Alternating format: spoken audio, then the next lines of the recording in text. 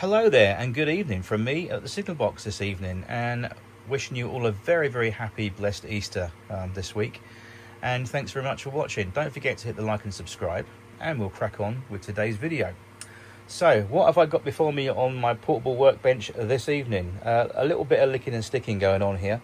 In actual fact, it's the chassis, or the running chassis of one of these. This is an old Hornby Railways Margate A4 Seagull. I say old, it's sort of 1983 onwards, so in my years it's ancient, but it's still a very lovely thing, and it's a lovely model. But the thing is, for some reason, when they made these, now my 1978 Hornby Duchess of Sutherland, it came with the express passenger set, which is up there. Basically, the drive wheels on that, which are these big wheels here, they actually have brass pickups that make contact with the wheels, and that's a great thing because it does help with not so much dodgy bits of track, because no railway should have dodgy bits of track, but what I'm more specifically talking about is the plastic insole frog points that you get with ready to run track from Hornby, and that helps with a bridging problem between obviously the loco and the tender.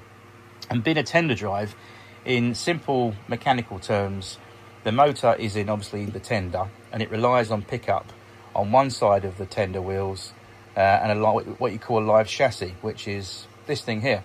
And all of the electrical work is done through this drawbar, which is all live, and that basically goes to a pivot pin underneath, and it goes up through the pin, through the red wire, into the motor, and then the other tag goes out back through the other side of the rail, which is on this side. There's wheels that make electrical contact on this side of the tender. This side of the wheels are all got rubber tyres on, and I'll show you real quickly underneath there. As you can see, sorry, the opposite side should I say, but as you can see, one side nearest the camera has got rubber tyres on, and that side doesn't pick up, but the side nearest to my thumb, they're all live, so that makes contact with the track on that side, and then the other side is made by the opposite side of the rail through these wheels, and they're all live. So there isn't actually pickups as such, and I thought that was the problem.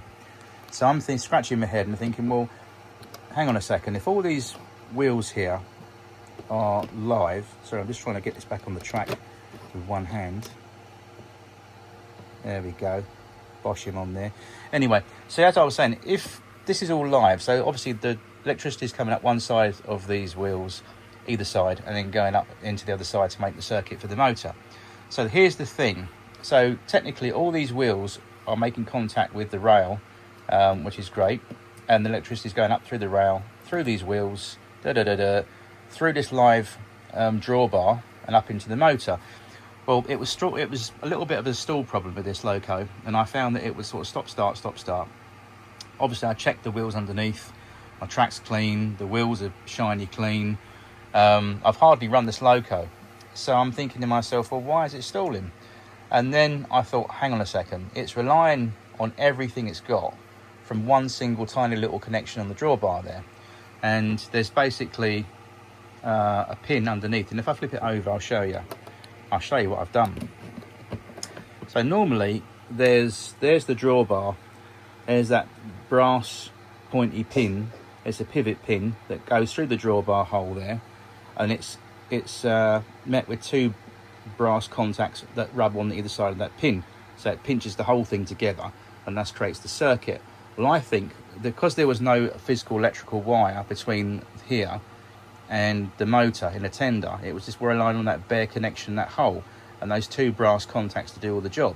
So what I've done, I've beefed it up a little bit, and I've just simply soldered a wire on one side of the wipers there that go on either side of the pin, and I've brought that through a drilled hole underneath the tender and then up into the motor on the same tag as the red wire that goes to that side of the motor.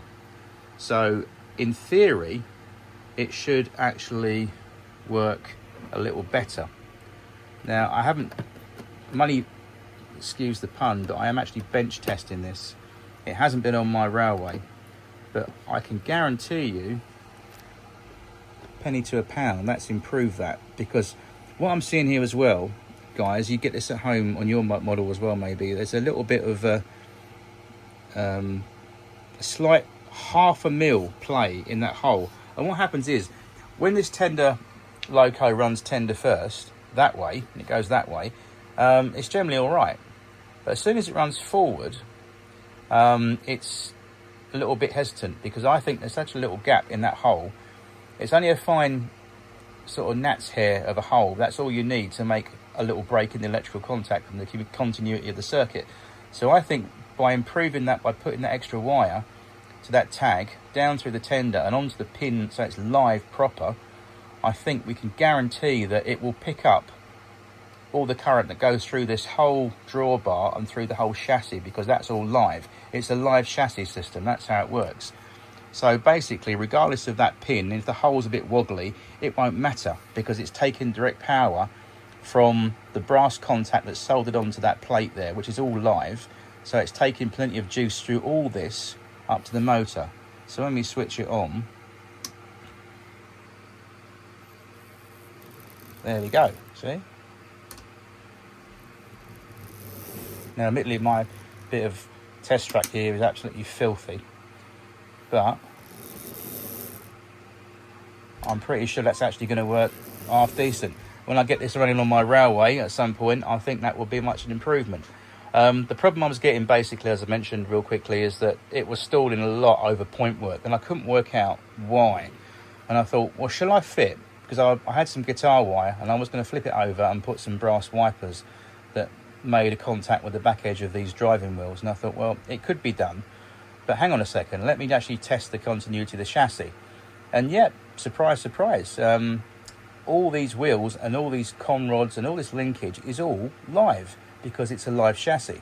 Like I said, it's not like the modern Hornby loco drive models, where are completely different with their pickup system. But this is the old Margate system, where you've got a live chassis block. The wheels are very cleverly insulated in a certain way, but basically it's all live. So this thing will pick up power through it and transfer it all through here via that drawbar. If you're with me so far, I know it sounds technical, but in a nutshell, guys, if you've got an old Hornby Margate made tender drive model and you're having problems with it stalling over point work and stuff like that, you might want to have a look at this option that I've done here.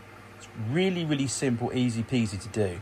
You just, like I said, solder a wire to, like I said, I'll show you again on the camera, but yeah, just solder a wire like so. Doesn't matter what side of those prongs you do it, as long as you solder it and you drill a hole nearest to the pin, so it comes up underneath, quite neat. Other side that red cable and onto the same tag on the motor. Bob's your uncle. So there we go. So hopefully that should improve my Seagull model, because she is a lovely model, and I'm so frustrated because I don't run it that often, because it's having problems on my little layout because of that problem. And I think that has improved it, because I noticed I had the same problem with another Hornby tender drive model, Dover schools class, beautiful loco, finished in X Works British Railways green. It's a nice thing, but again, that has the same problem, because the drawbar, if there's a slight discrepancy with the hole that's factory bored, it can easily cause a little tiny break in the circuit and give you a really erratic running. Not erratic, but a little bit of hesitant running, should I say. And if you've got Hornby plastic insole frog points, that's an Achilles heel as well. But you can fit extra pickups on those, I believe. Anyway, for the meantime tonight, that's my little bit of mucking about, licking and sticking, a little bit of repair work, and hopefully I'll get it running in the next video, and you'll see it hopefully in better condition. If it doesn't, well, we've tried. But I don't think, personally, unless you've got any ideas out there, I don't think fitting extra pickups to these wheels would do anything, because like I said, this whole chassis, all these wheels and the chassis is live. So technically this con rod, this piston, should I say, this con rod, because that's a piston, this is a con rod, that big long con rod that goes across, all that is making electrical contact with all these wheels. So it's technically, this is all live. You can actually pair up and get current off this because it's all making connections. So if that's making connection through these con rods, there's no point in putting wipers on these wheels because this is already making the connection. So that's actually a pointless exercise. So I think, personally, that has done the job and solved the trick. Anyway, I'll speak to you soon. Take care. Happy Easter. Happy modelling. And I'll be back soon with another running video. All the best now.